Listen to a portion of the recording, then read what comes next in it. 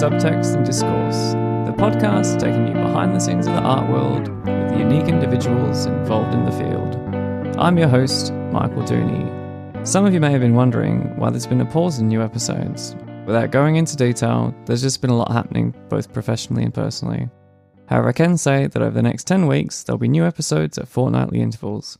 I'll be speaking with lighting designer and socially minded practitioner Kerem Asafur, arty gent Michael Barnett, curator Susan Bright, and art market journalist Georgina Adam. First up, I'll be speaking with photographer and educator Saul Robbins, who I met many years ago in Berlin when he was running a workshop at the Neue Schule for Photography. He is best known for his series Initial Intake, which examines the empty chairs of Manhattan-based psychotherapy professionals and How Can I Help, an Artful Dialogue, where strangers had the opportunity to speak with him about anything in complete confidence. Be sure to subscribe to Subtext Discourse, which is available on all major podcast platforms to stay up to date. Though without further ado, I hope you enjoy my conversation with Saul Robbins. The first camera I ever had was a Kodak Instamatic in the early 70s. My family took a trip to India because my parents were pretty avant-garde, or are. My mother still, my father passed away. They went to India and said, wow, this is great. So they took us, and somebody must have suggested that I do something because I was missing school. So I took a little camera and took pictures. My father had taken pictures throughout my whole life. So there was certainly some influence from that, but it's not as if he had a dark room or photographed us all the time. I don't really have a strong recollection of that, but it was something that when I got to high school, I took a class and I loved it. And I thought, this is really fun. And then I finished high school, traveled, did a lot of different things before seriously going to school. And my mother suggested that I meet the son of a friend of hers who was a studio photographer, and he was looking for an apprentice. And so I met him and ended up moving to Vermont for a year and working for him. And that was, very serious, working 40 hours a week. And then I went back to school and decided to complete my undergraduate degree. Yeah. I didn't know you went to India. How young were you when you went there? I was about 11. And how long were you guys there for? We were there for a month. Wow. I can't imagine as an 11-year-old going to India. And I guess everything as a child is different and exciting. So I don't know what level of intensity it would have been, but it still would have been intense. Quite different, I think. It was mind-blowing because I come from this middle-class professional family from San Francisco. So it's avant-garde. My parents were sort of like beatniks and hippies, but I had a sort of seemingly relatively normal life. And then, we're going to India. Like, can't we go to Disneyland or Grand Canyon? Yeah. My sister and I always wanting something sort of more mainstream. And the first memory I have of landing there was getting a flat tire in the car and stopping on the side of some road and people waking up and like people defecating on the side of the road, and like just really wild.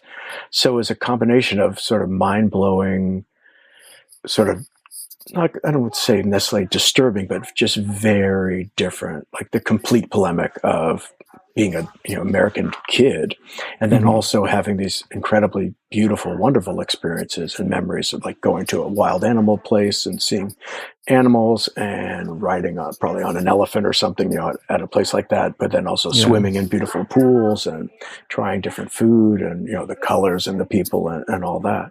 Wow. So San Diego, I thought you were from New York for some reason. No, San Francisco. San Francisco, sorry. Yeah, I thought you guys were from New York, or you've been based in New York for I've a long been based time. in New York since 1996 when I moved here for graduate school. Yeah. But my parents are from here. So I think there's something, sort of genetic almost, or certainly interpersonal about New York that fits my personality. And growing up, people always said, "Oh, you're so New York."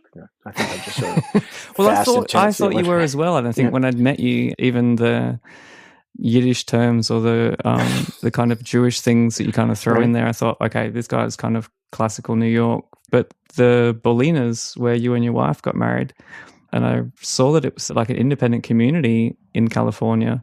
Is that where you grew up? No, I grew up in the city, but I grew up in the Castro, which was when the Castro was coming out as a gay neighborhood, when I was coming into my sense of, early teenagedom, just in the sense of like that has an influence on my development, my sense of comfort with, different sexualities or whatever. And then my parents bought a house in Bolinas probably a year or two after we went to India, actually.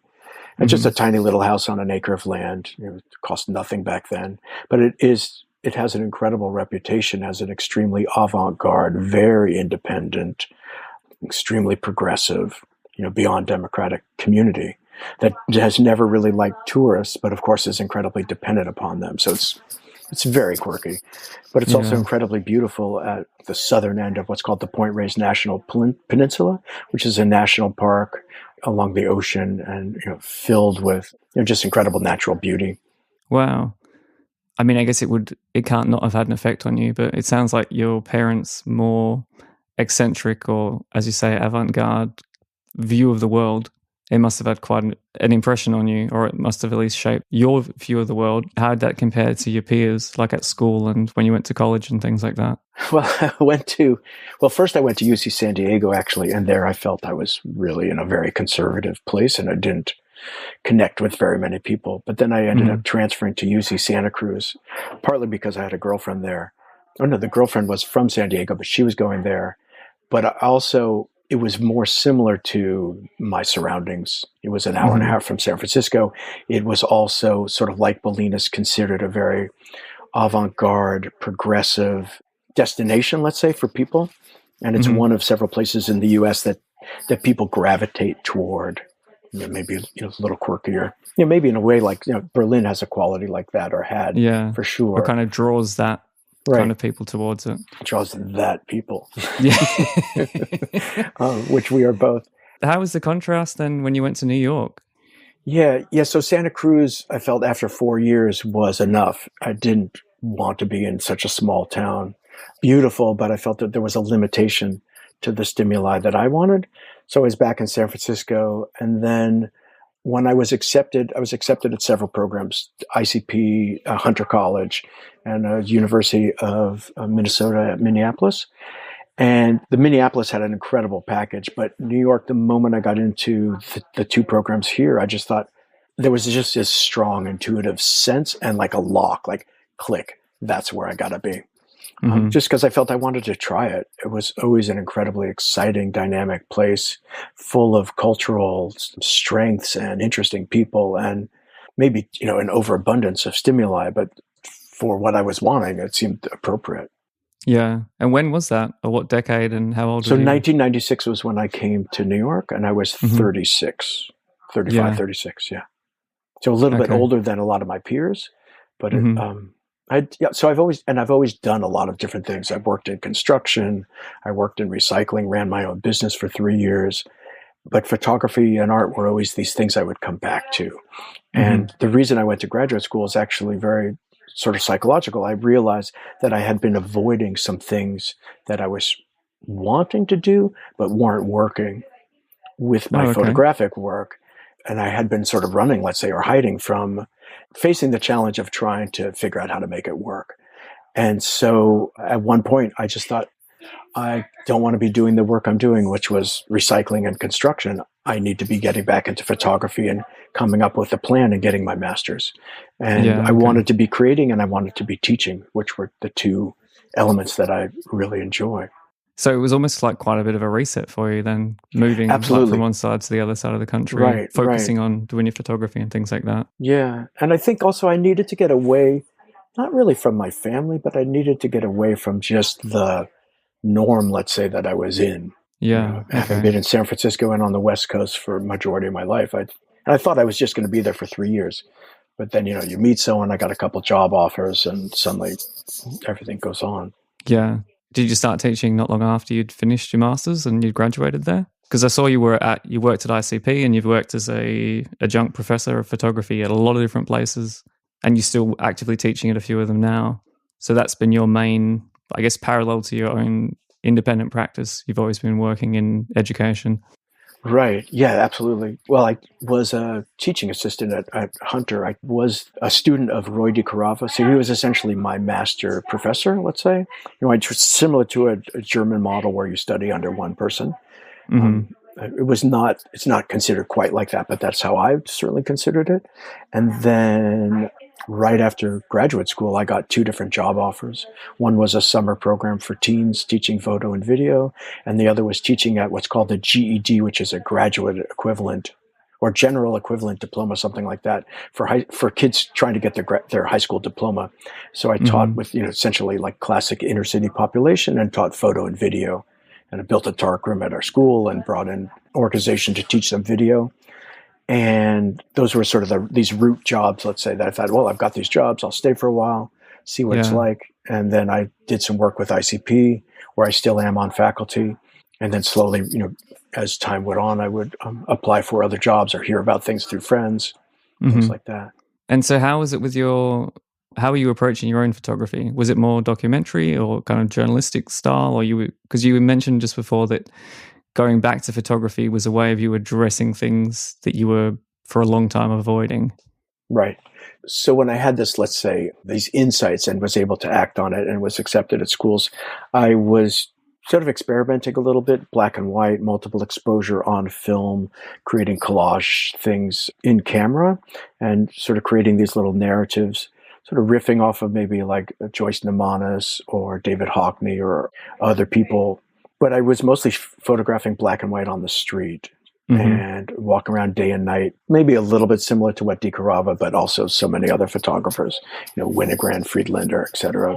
And after graduate school, I sort of wondered, well, what am I going to do now? A professor had said, he said, you're making very good photographs for street photography, but where can you take it? And I was wondering about what else to do. And I had a roll eye. And so I started to take pictures of the students I had at the GED high school. And I was also taking pictures on side roads outside of New York. I made a project called Roadside Distractions of things that I would notice that were interesting to me. And at some point I started to notice and think about that there are all these gloves and other things on the streets in New York during the wintertime. And I thought, well, that's really weird. They're sitting there and nobody picks them up and nobody does anything with them. So there were a few things. So that was going on as a subject idea. I also bought a Hasselblad right after graduate school because there was an incredible student discount. And I thought, I got to have a Hasselblad. It just seems like such an awesome thing. And I wanted to learn color printing and color photography. And because of being faculty staff at ICP, I could go to the color darkroom as much as I wanted during open lab.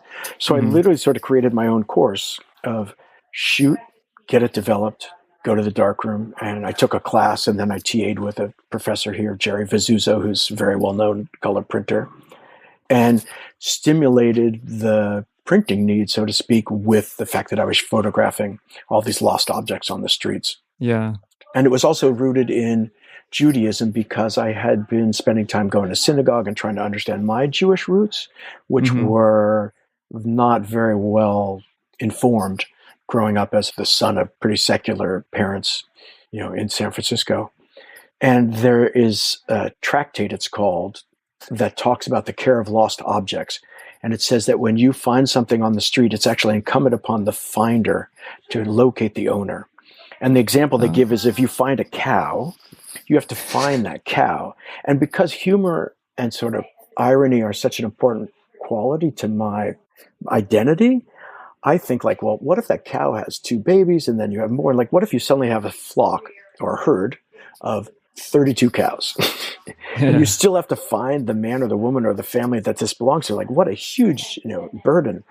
But whatever, I decided I'm going to go out, and I go out with a wet bag and a dry bag and a little sign and some tape and a marker, and I would go literally put up a sign, and I made it, and I would fill out a blank was found at this and that location on this date, take a picture of the object where I found it, tape up the notice, take the object home and wash it, dry it, and wait. And I remember coming home once, and I'm sure my wife must have thought, you're nuts. Like, how was your day, dear? It's great. I found 12 gloves or something. This guy's crazy. I'll get out of this relationship.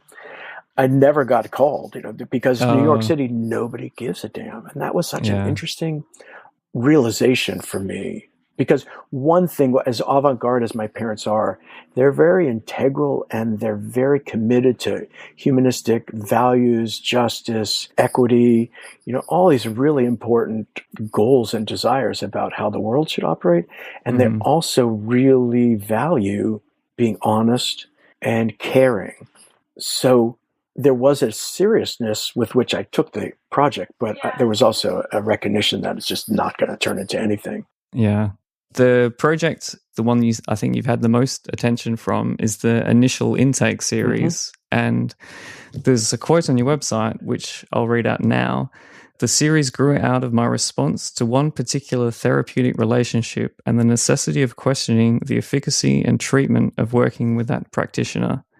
Now, from what you've already said before in the time we've been speaking, is that when you relocated from the West Coast to the East Coast, part of that was facing up to certain things that you were perhaps avoiding. And even just now you were saying, like, exploring your Jewish roots, maybe coming to terms with other things psychologically. There's a bit of a blank here that I'm trying to fill with a timeline. Like, were you going to see people for mental support, or what was the catalyst really whilst you were there? Yeah, that's a great question. So right after graduate school, maybe even still during, now I can't remember exactly. Oh, I was dating this woman. I met her right before I was moving to Berlin to be an Austausch student. So it was the late winter of 97. And yeah, I meet this woman. Wow, it's great. Like flash, boom, bang, all the kind of excitement. But I'm going to Berlin for 6 months.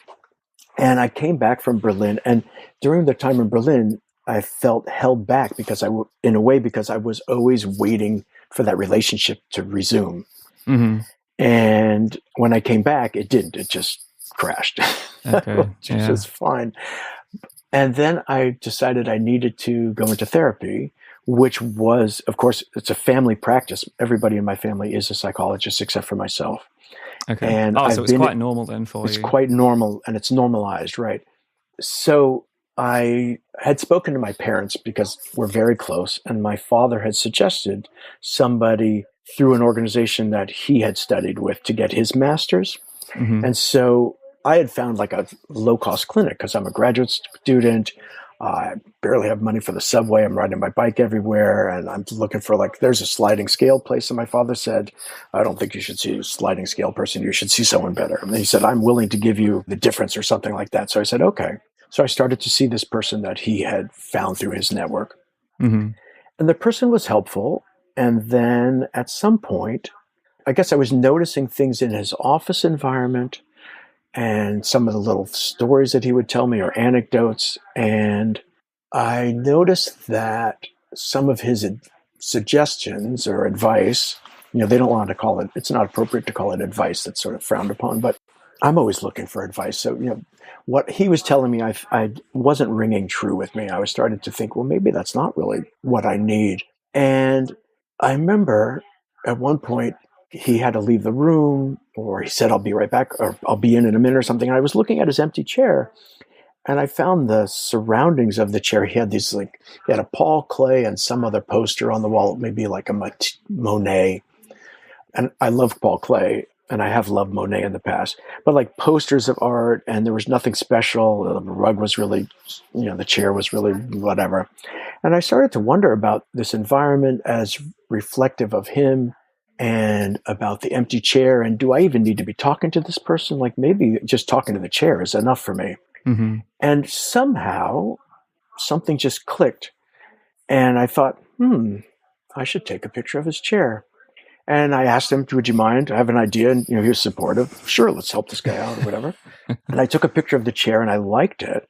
And then I was at a Rosh Hashanah, which is a Jewish New Year dinner with my aunt and uncle. And I was talking to 2 yearly guests that I would see every year. And they are both psychiatrists, and they both offered to let me photograph their chairs.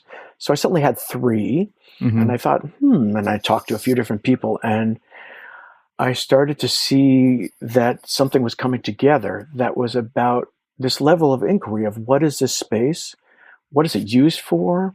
It's a very particular type of work. It's one that, it's, let's say, highly charged, whether you're a fan or a critic or a skeptic. And we always wonder who these people are. They are sort of anonymous. When you work with someone, that you're not supposed to reveal a whole lot about yourself, although there's, of course, a wide range of personality or approaches to personality and presentation or divulgence, let's say, of the personality of the practitioner. And the project just started to go and go and go. And I worked on it for about 3 years. And then the mother of a high school student of mine, whose office I had photographed, somehow was in touch and said, Saul, I was interviewed by someone and she'd love to talk to you. And I got a phone call from this woman, Penelope Green, who wrote an article for House and Home, or wrote, I think almost, not necessarily weekly, but wrote very often for House and Home for the New York Times. And she interviewed me, and I didn't know what was going to happen because I'm a photographer, but they were interviewing all these therapists who worked at home. And the question was about seeing someone or working from home and the perception of this exact question that I have about intimacy, about personality, about how much one might reveal. And some of the stories like, a maid met me or someone met me and let me in, or there were dogs running around or whatever, or the home has a completely separate entrance and there's no recognition. And they ended up choosing 9 of my images to publish. And so that catapulted it to greater recognition. And, certainly the awareness was already with me that this was something of interest. I just didn't know that it would become part of the New York Times. Yeah, wow. Yeah. Because looking through the pictures, I didn't think to question where they were taken, but they do have a very domestic feel about them. So going by what you're saying, these are all home offices, or you would go and see this person at their place. And if they've got an alternate entrance or someone else lets you in the house, and then you go to the room where you would be therapized, for want of a better word. Yeah. And what's interesting is even the images that the New York Times chose, not all of them were exclusively home offices, but the potential for them to be perceived as safe, comfortable, and intimate, like one would have a home visitation experience, let's say, or social experience. And I think that's the importance of a good therapist, because I have my own questions about the practice, but I believe very strongly in the importance of psychotherapeutic investigation and interaction in order for us to figure out, troubleshoot, and move through our lives more, healthy and efficiently and capably and all that. Did it help going to see a lot of the different spaces? Because if you were already wondering about the one individual that you were seeing, going to other spaces, did it reveal anything to you as an artist or as a patient, going and seeing the different environments? Yeah, that's a good question. Because at the time I had stopped seeing this guy, and I think maybe I started to feel like I've come into my own and enough of a sense of maturity, so to speak, and stability in my life. And here I am working on this project, and whether it has any success or not, I've just felt very sure about the project and the responses that people would have, or the conversations I might have with some of the people, and recognizing not at all my capacity to interact with them as an equal. I have never taken a course or even really read much of books about psychology, but I felt like as a human being, just as someone who's thoughtful and sensitive, that I was doing okay. And the other thing that's going on is that a lot of this time I was teaching, and I was also coming into my own in that arena as well. I was no longer a teaching assistant. I was getting really positive feedback and appreciation, and courses were being renewed at ICP or other places, and I felt that that I was hitting my stride, and I was really falling into a place that was comfortable for me and fitting into, let's say, a body and mind, so to speak, that was reflective of what I would imagine if I just sat at home and thought about who am I and what do I want to be doing, or something like that. Yeah. So you had enough, let's say, things happening externally to the experience of therapy with the person you were seeing, that your external life was changing. You had the space maybe then to express what was going on. It sounds as though that all these things were kind of happening at the right time, so that through this experience that led into the project, and going from a teacher's assistant to a teacher, having that recognition and I suppose additional responsibility and everything else, they kind of all fed into one another by the sounds of things. Yeah, I think that's true. And then, at some point, and I imagine this is where we may be leading anyway, so it's roughly 2010, let's say. So I'm getting not a ton of attention. It's not like I'm an international name or something, but getting attention for initial intake. I've stopped photographing for it and started to think about some other things, which sort of led into some of the abstract and more conceptual work I'm making now.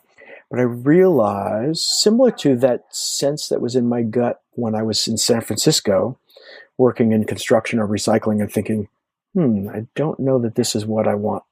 There was this sense of, I don't think this idea of initial intake is fully fleshed out, fully resolved and articulated for me, or experienced really.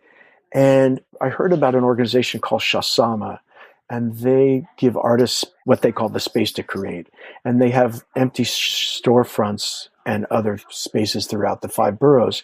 And I applied for in 2012 and received a small, sort of like what we call a vest pocket, or like a little tiny shoe store that was kind of like empty because nobody, it was too small to really be retail value. Mm-hmm. And I hung 2 rows of pictures of the chairs, and I set up a little shop for 2 weeks called How Can I Help? An Artful Dialogue. And the idea was to offer people the chance to speak with myself or other artists who I had met and either convinced or cajoled into joining me, to sit for roughly a 15 or 20 minute free session to talk about anything they wish in total confidence. Mm-hmm. And I had no idea what was going to happen. I set up and I made a whole, email campaign, and call me or email me if you want to set up an appointment. And I had a clipboard with free times, and I spent a lot of time on the street handing out cards and saying something like, talk to an artist for free, something like that. And sort of turning into a little bit of a sideshow barker.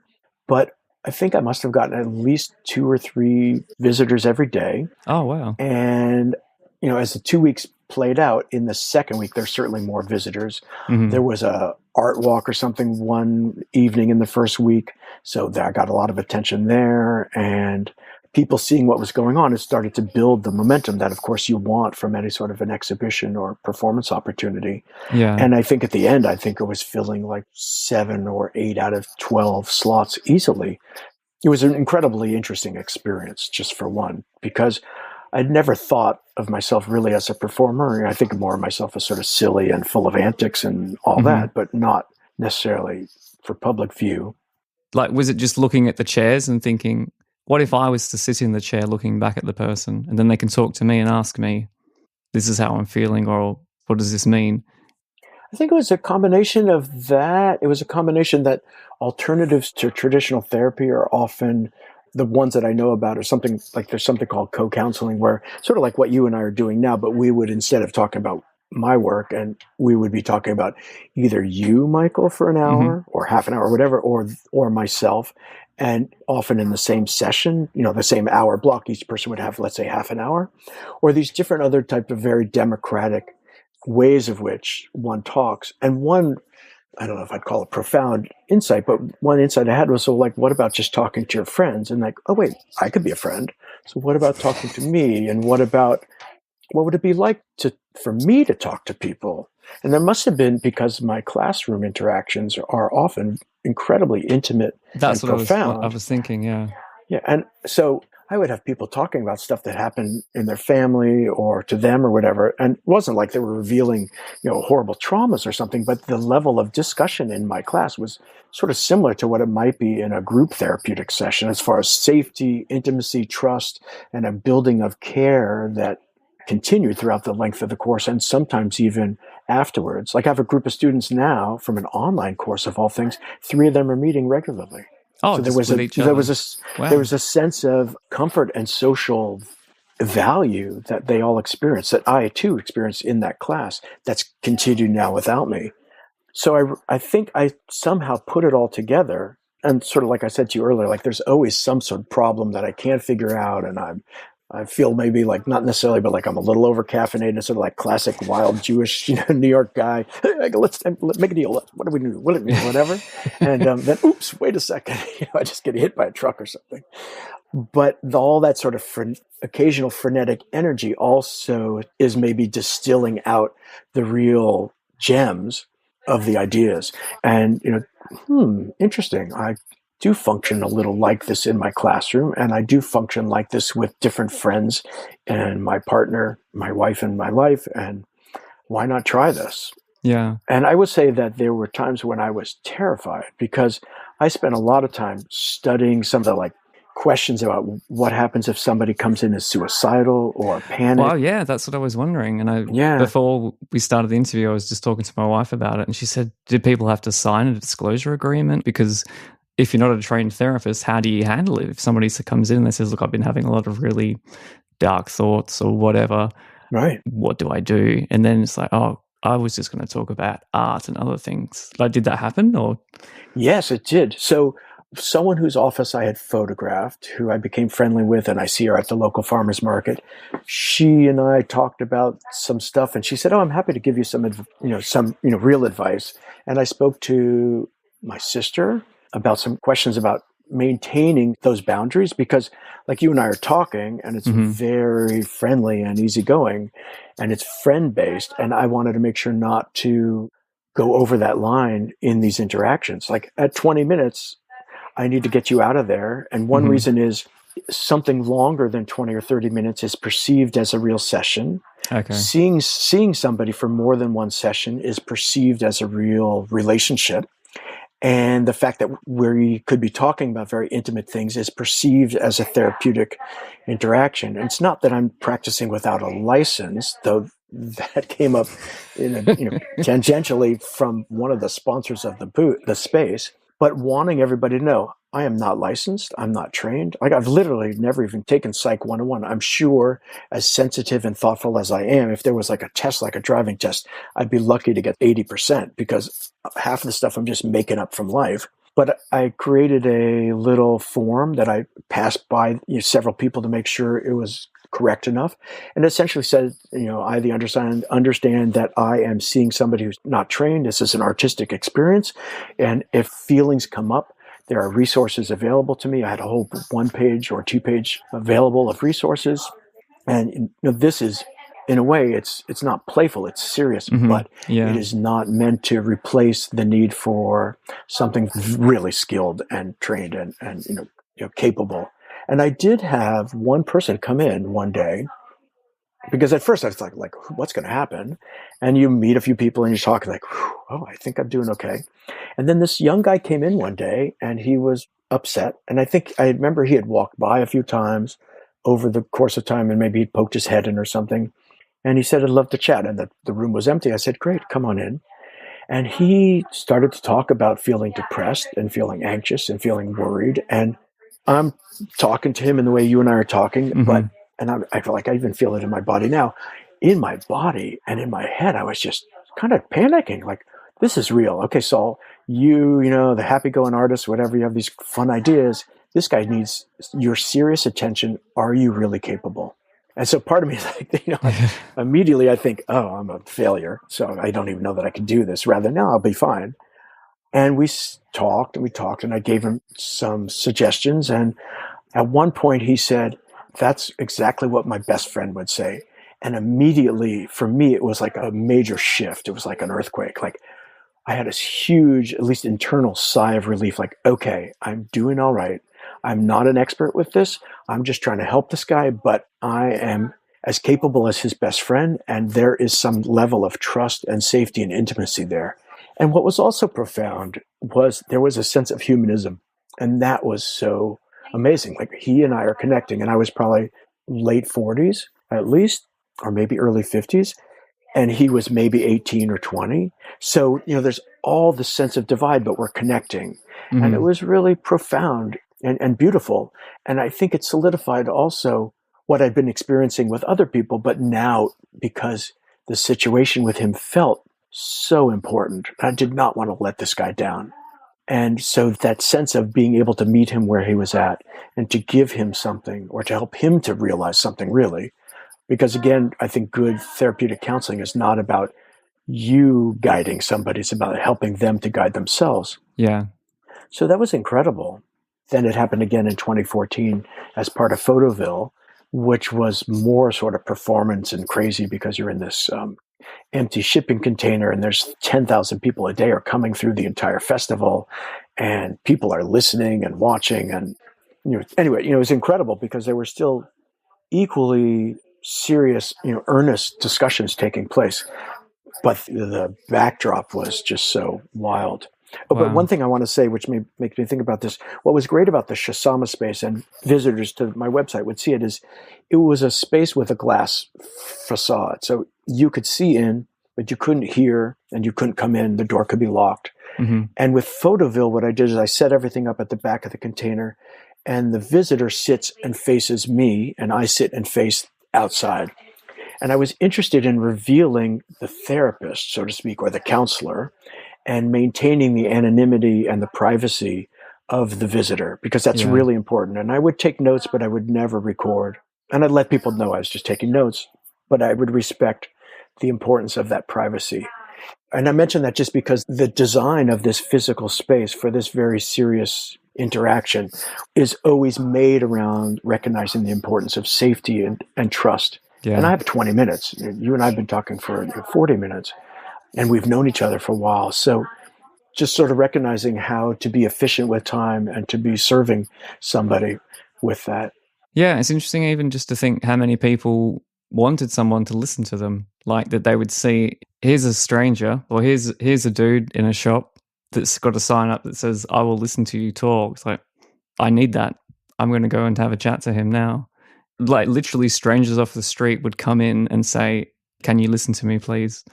That there was Absolutely, a right. genuine need there for that kind of service, which is, even just thinking about it abstractly, that is quite an interesting situation.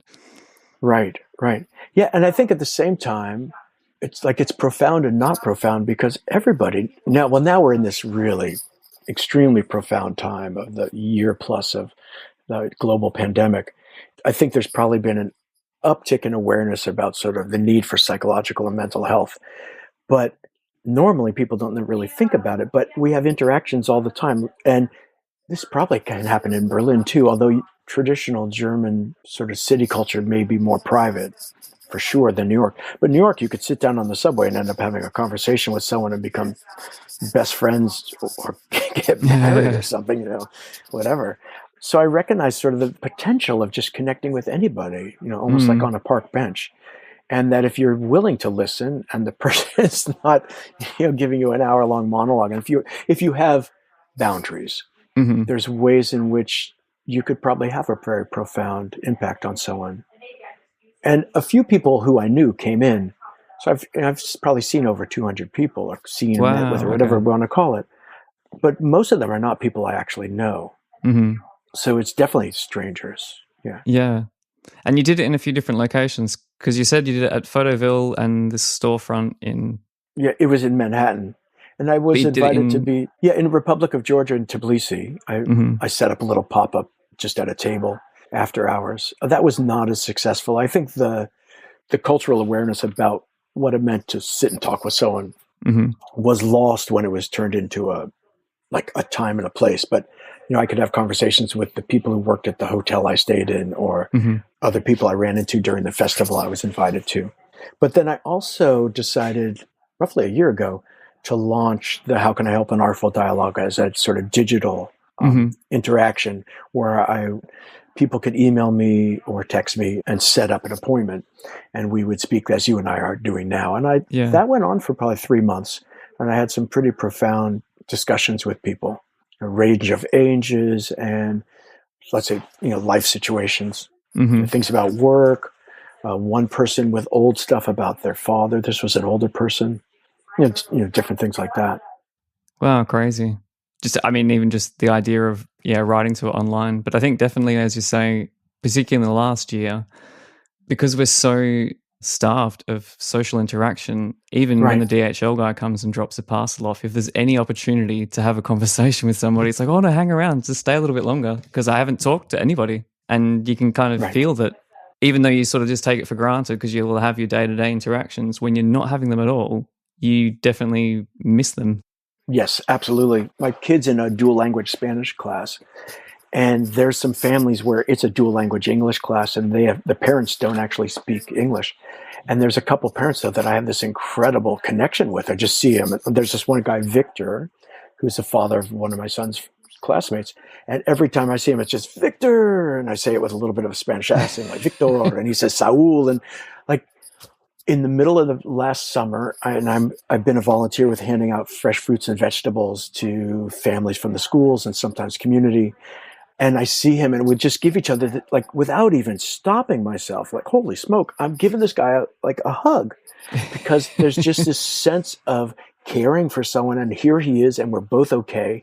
And we've always had this sense of connection, and I can't even articulate it, or I cannot articulate it for me, but I don't think he'll understand, and I won't understand what it means to him.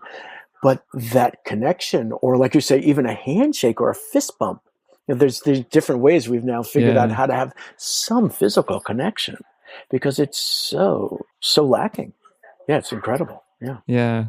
Yeah, well, that's even more interesting then, to have a bond with somebody that you have no shared language except I know your name and you know my name, and we can gestate at one another, but otherwise that's it. We don't have any words.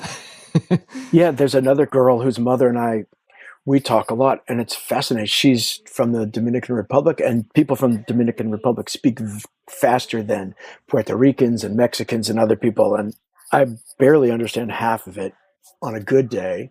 But like, we're just interacting, and somehow we're sort of communicating, and one of us will sometimes bring up a translation app on our mobile, but there's a way in which she talks which is like super insistent, like, this is what's going on. I was like, I have no idea what you're even talking about. But it's fascinating. And I think it's partly like that interaction, and the same with this guy, Victor.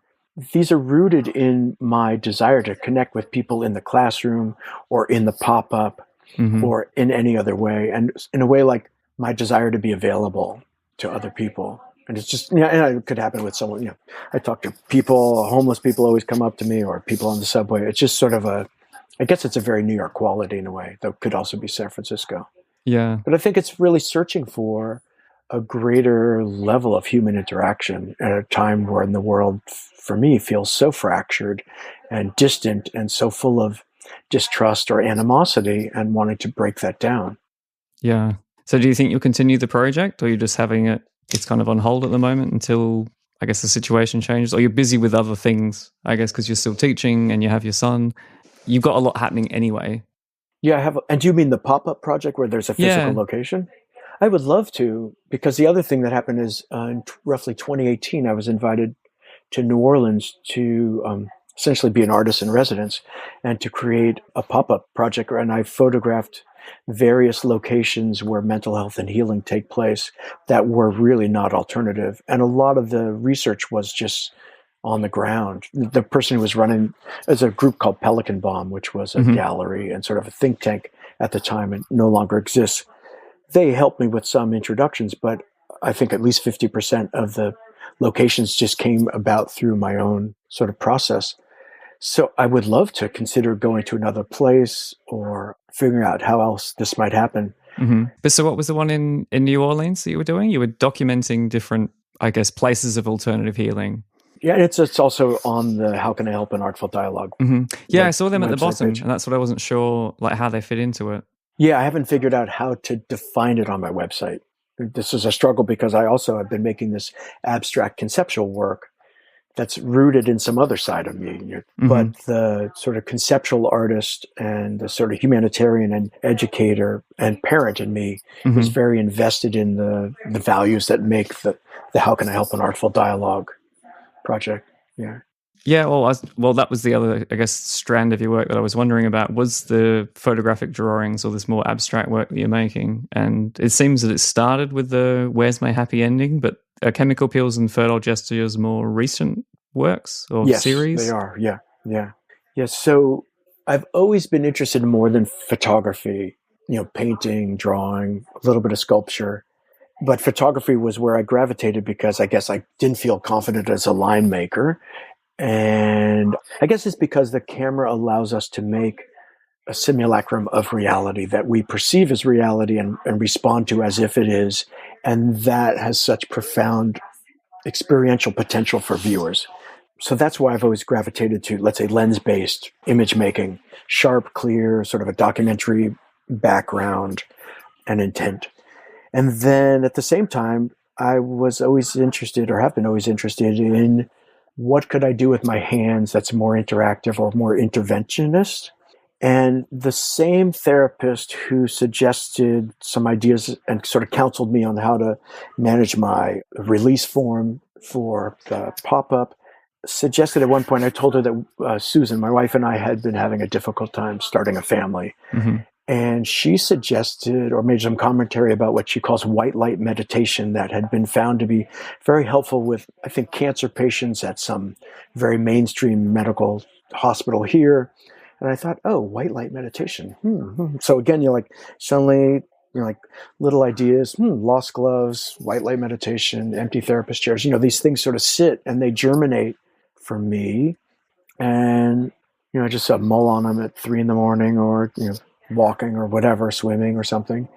And at some point I thought, oh, and I sat down with one of my prints and I decided to scratch off the emulsion and to literally put white concentric circular light, so to speak, and intentionality into these images. And these are also on my website. And a lot of the pictures were of Susan, 1 or 2 of me. And then it just sort of grew. And so I made some pictures because at one point her fallopian tubes were blocked. And we went to a radiologist's office and I sat in the waiting room, an anxious potential father, and I had a piece of paper and I was drawing little open fallopian tubes. And the guy came out and he said, "We've opened her tubes." And I thought, it certainly wasn't because of my drawings, but because I love irony and humor, I thought, well, it could have been, or, maybe like there's a part of me that's not very sort of hippy dippy, fantastical and sort of human potential. Like if you think it, you can do it, all that kind of stuff. But there's another side of me that wants to believe that. I certainly want to raise our son to believe that he's capable of anything, maybe not levitating, but, and there is real recognition, factually based, of people with physical problems, cancer patients or whatever, being able to help to heal themselves through meditation and other non-invasive or intrusive and non-medicine based means. So, there's all sorts of indicators out there of this likelihood. So I'm fascinated by that. And so anyway, this whole thing just sort of started to come about of making drawings. And I recognized that, these pictures are nice. I was shooting 35mm film, interested in a saturation of color and strong image. I wasn't trying to take bad images and fix them. I was trying to do something else. And so I just started creating my own little language, let's say, of different squiggles and glyphs and such, and apply that to the photographs. And I've made some long scrolls. I think there's one, I got some 10-inch wide paper and I made something that's like almost 10 feet long. And it's of a, circular, let's say, mandala or circular like image, and then all these little sperm and the idea of, like wanting to penetrate the egg, so in a way they're like very grounded, because part of me, like as wilder, avant-garde as I might be, part of me is also very straightforward, very logical, and very literate. Yeah, I suppose these are the more personal works really that you've done compared to the initial intake. Going back to the other projects, how did the other 2 fit to it then? Because with the Where's My Happy Ending, I could see from a very literal point where that was, but then the ones after it, so the chemical peels and the fertile gestures, I feel like those ones have happened either during the pregnancy or postpartum. How do they fit into the narrative? Right. So the chemical peels actually began before. So I was running a color processor at this place, the Camera Club in New York. We had a 30-inch roller processor. And because I was responsible for fixing it, I could essentially fuck it up. Okay. So I don't know how, but one day I literally just took a couple of sheets of paper and put them face to face and threw them through the processor, and I got something that looked interesting. And what I was getting were these mirror images, but I started to play with either putting more paper in between, so creating something with 3 or 4 layers or strips, or I would sometimes spit or not expose the paper at all, and just playing with different ideas. And I at first got these really anthropomorphic looking images that were similar to some of the scans, let's say, that we were getting or had gotten in the diagnostic treatment for our infertility struggle. Oh, okay. That was really the initial sort of way it all linked. But as it went further, I had some giant roll paper someone gave me. I think I traded like a piece of furniture to a friend for an unused roll of paper. And I started to recognize that I could roll 2 or 3 pieces of paper through, but maybe what I'm doing is using those 3 pieces really to get one, rather than, everything is precious and everything has to go together. And I really had this sort of profound enjoyment from making work that way. And it's very sort of spontaneous and relatively quick because you're just assembling things essentially.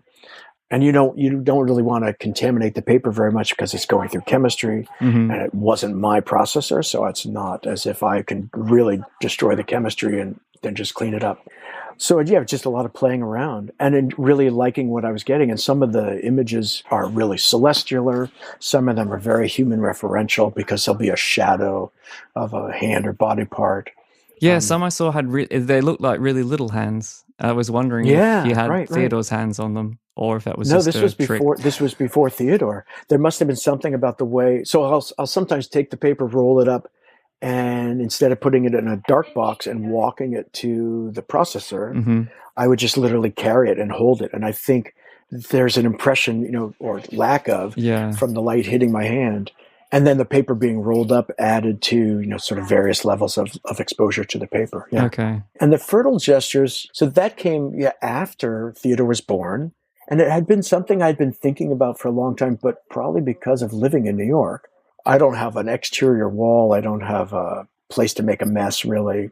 I decided to try something at my parents' house on the side of their shed, which was I wanted to throw eggs at photo paper because I wanted to essentially play with conceptually the idea of a man and an egg and what could I make?